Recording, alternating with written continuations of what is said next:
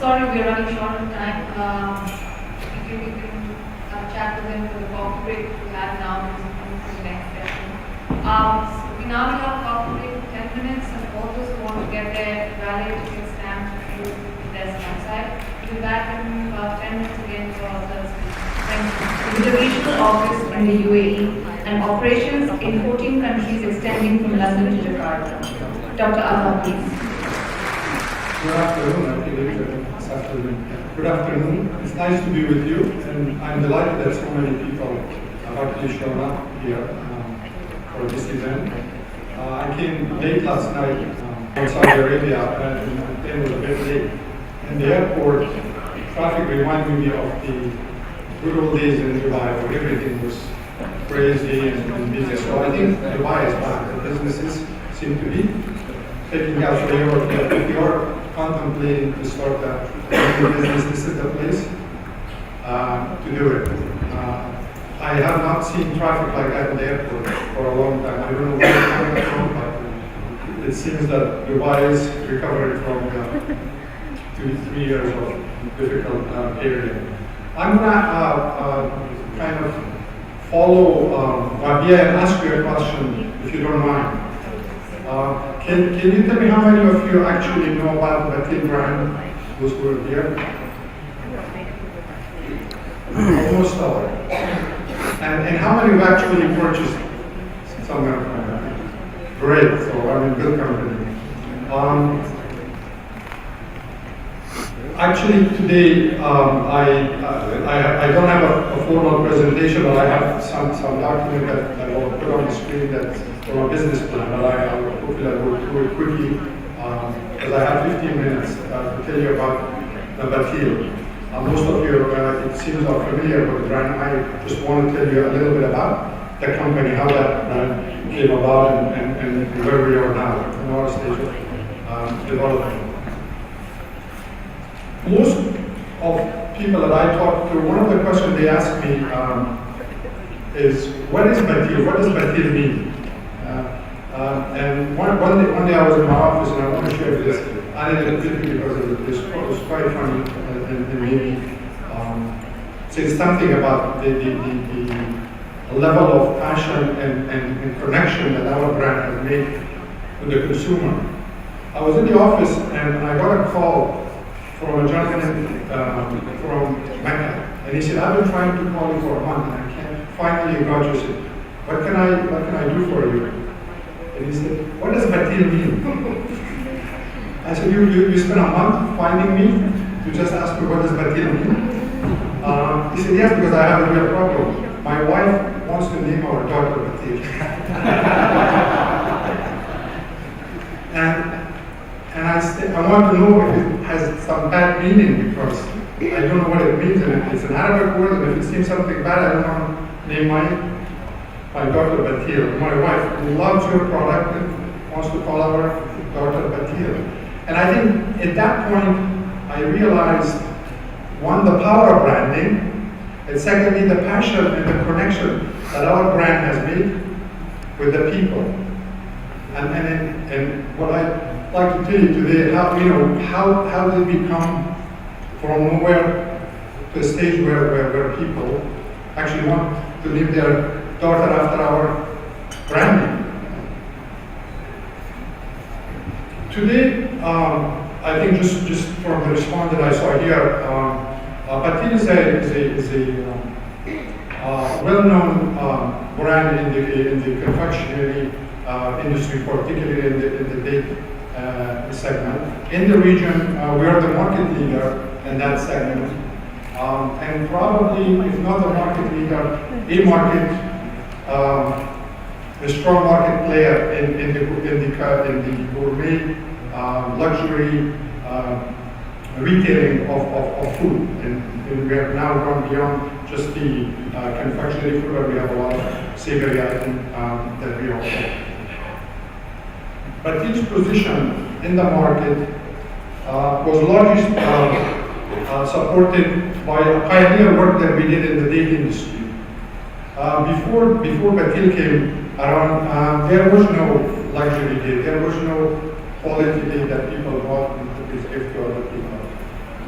dates were purchased in supermarket and soups at low price. Basically, it was a commodity. We created a branded product, and now, if you go anywhere from Jordan to Amman to Riyadh, Abu Dhabi, you find many brands, many shops that sell dates. That did not exist before, but so that actually, for us, very pleasing. That we have not only contributed to the development of our business, but we have created an industry.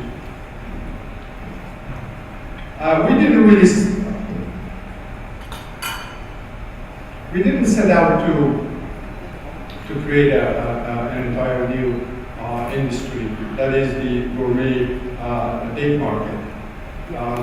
We actually, and I think this is a good example of how businesses sometimes start. It is not that somebody sits there, I want to start a business, or there's huge researches done, and it's, where is the market opportunity and how we can capitalize it and all that. Our Batil started almost by accident. We were in agriculture business. Batil is owned by a holding company called Badran Enterprises in Saudi Arabia, and one of their business was huge agricultural business. In the late 1980s and early 90s, the government was reducing subsidies, so that the company was getting out of the wheat production and other type of products that were primarily based because the government was supporting the prices. But at that time, almost as a hobby, they had developed a small date processing plant which supported some of the date growth that they had. And the process that they used to produce very high quality became so expensive, it was expensive, that we could not actually market dates through the normal channel. But even A-class supermarkets could not afford the dates that we were producing. Our production cost was higher than even A-class supermarket prices. So we had really two options. Do we close down that plant and like the wheat and other businesses say goodbye to the agricultural sector, or we do something about it? Fortunately, we sat around the table and said, look, chocolate is sold by Cadbury at $2 a piece, and with our charges, whatever, 20. Well, can we do that with dates? Dates is a sweet product, and it has added advantage of being very healthy and natural. And that was really the genesis of the whole idea of creating a date boutique.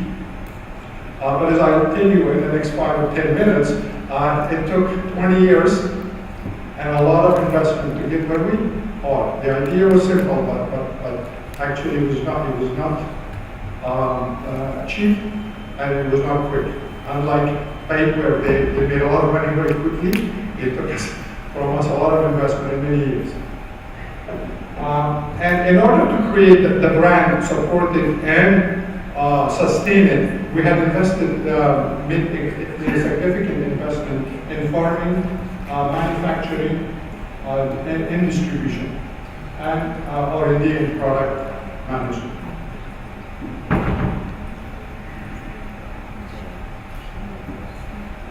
Our biggest assets are still our farms. We now have date grove. This is a picture of our date grove in Algarve, which has 50,000 trees. And because of the technology that we use in our farming, we create quality of date that's really not available from any other source. It is not just the brand gimmicks and packaging, but actually the quality of dates.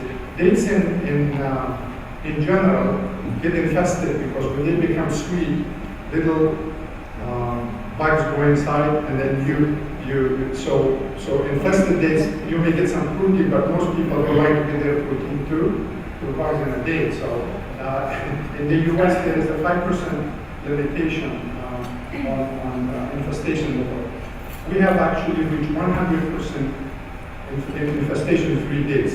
And that is, now others are following our method and are reducing infestation level, but still nobody has reached the level of quality of dates that we have. We offer 20 variety of dates.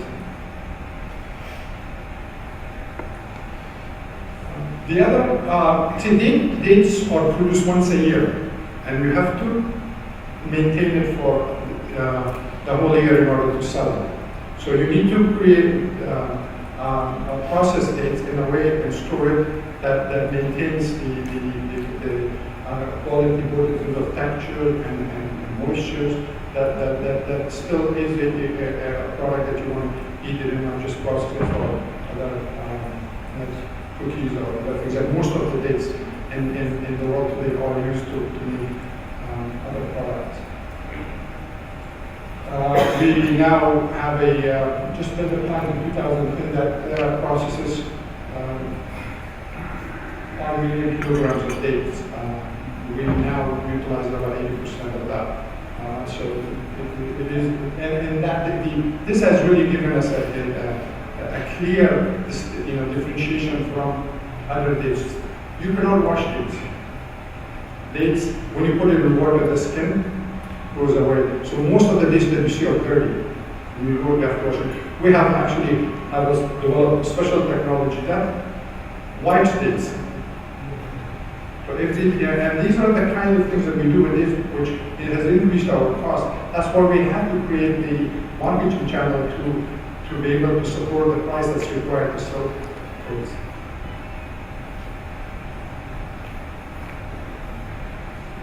Once we decided to have the date boutique to sell dates, and we did it, of course, the right way. Is I think Mr. Atiya said, if you want to do something, do it. Well, in a big way, or you're not going to go very far. We spent a lot of money first to just getting the name Batil.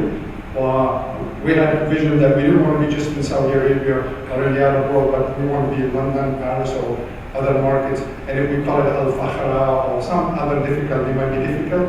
So we actually hired a very top-notch marketing firm from London to work with us to develop the brand name. And we went through all kinds of names, and we came up with Batil, which means that a historical Arabic name for young date palm. Apparently, for everything there are these hundreds of names, and we did Batil. So, and then we built very expensive stores, and then you put dates there. No matter what price you charge, you cannot survive in high-end retailing and in expensive neighborhoods with selling dates alone. So we decided, what else can we do to make the business viable? So we send our dates to Europe. We dip it in chocolate. We send it back. Big hit. Again, now everybody knows date chocolate is a common thing. Actually, we make date chocolates in Europe. Some of fine chocolatiers make dates. But actually, date chocolate started with Batil because we couldn't support to run a viable business in high-end retailing with dates alone. Once the business reached a certain point, we started to manufacture our dates, chocolates in Saudi Arabia. And once you produce date chocolates, the same technology can be used to produce other chocolates. And today, I think we are the largest manufacturer of high-quality chocolates in the Middle East. We don't sell it all under the Batil name. We have other brands that we sell it. So we have now 2 plants, one in Saudi Arabia and one in Riyadh. And we also have a plant in, one in Riyadh, one in Dubai, Saudi Arabia, and Riyadh are the same. We also have, 3 years ago, we launched a cafe concept, which fortunately has been very successful, and we produce our own soft pastries. Storage and logistics is a big part of our job because we produce maybe 50% of the product, 50% of the product we sell, we produce the rest of it. We do the recipes, we do the product development, and then we have third-party producer, mainly in Europe, Italy, France, that we import. I think developing